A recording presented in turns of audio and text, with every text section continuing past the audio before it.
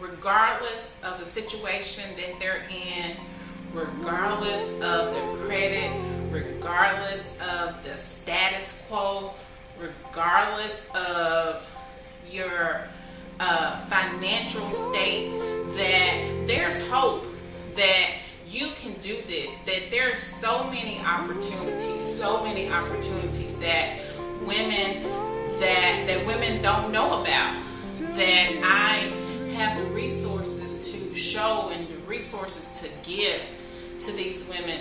That's my passion. That's what I feel like God put me here on this earth to do, and that's what I want to do. We met on Facebook originally, and about your story. Mm-hmm. And I mean, like I was, my problems I've had going on with my husband passing away, and just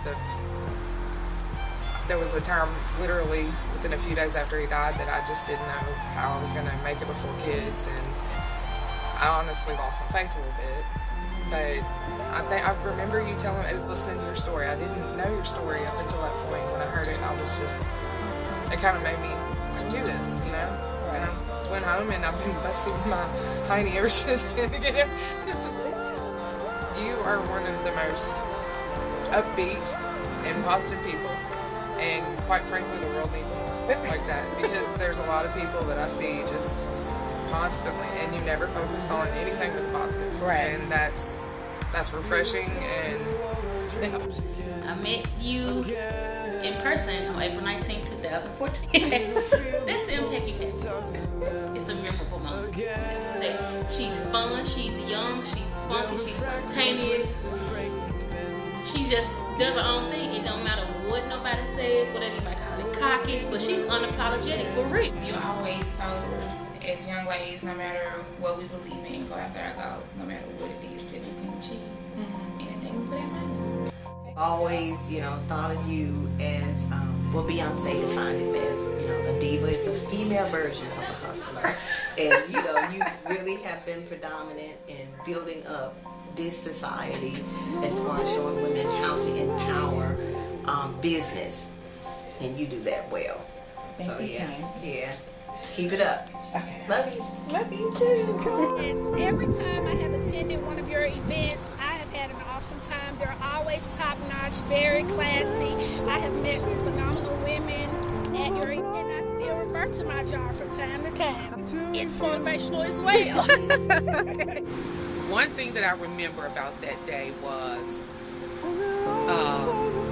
just the strength that all the women, kind of drew from each other on that day. The atmosphere was so peaceful. It was so inviting. Women from all walks of life.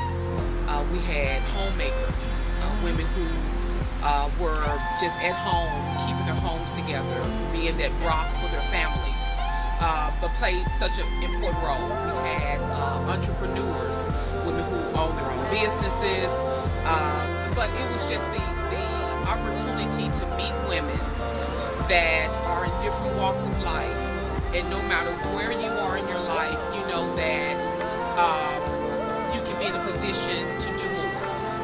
And so it was just awesome. I mean, the atmosphere was so wonderful. I remember all of us still talking about it weeks after the brunch. When I left that day, I felt refreshed. I felt so, oh God, I didn't want to do anything the rest of the day.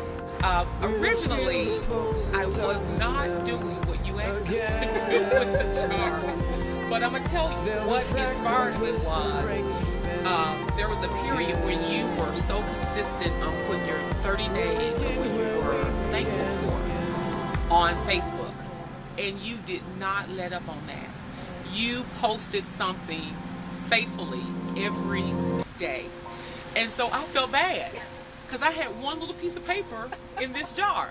And I said, I've got to start doing this, because this is not about just doing it to be doing it. This is something that not only gives me a sense of consistency, but it empowers me to speak life over myself each day. And the one thing that you said was, when you look back and you feel that jar, even when you're having a bad day, you can look back and see what you were blessed, with. And so when I did it, I was having a bad day. And I look back and I said, Kim, I'm telling you, this girl is something else. I look back at that jar and I said, it is full. So what is it that I am complaining about? Right. Because this is what I have to be thankful for. So I loved the brunch downtown at the Peabody. Yeah. That was a great group of women. It was a blast. We had a great time. Yes, and it, to me, is inspiring to see success. It inspires me to inspire it in my daughter. I mean, just a go-getter, inspiring me, and like I said, now finally, I'm branching out and starting my own thing. I mean, because of you and looking at you and the things that you've done over time, and it's really now sticking to me, and I see the fruits of your labor. So doing that, and just you pushing me and encouraging me and supporting me, and it's something when you have somebody that believes in you sometimes more than you believe in yourself. Right. I know, and it is fun, and it feels good. Right. To even know, and now start believing in myself, and know that I have the ability to actually do it. And for everybody else, you know what I'm saying? This is your time. This is your season. You can't allow someone else to stand in your way. You see, but that too, it shows me that you care. I mean, that you genuinely care about the success of me and everybody else that you're doing. But professor at the University of Memphis referred me to her, and I went and met her. I remember the first day I met her, we had an interview, and before the interview was over, she gave me a hug. And nobody ever gave me a hug at an interview. I knew it was something special about her, because it was like talking to your mom or your sister or something. And I just clinched on to her real quick.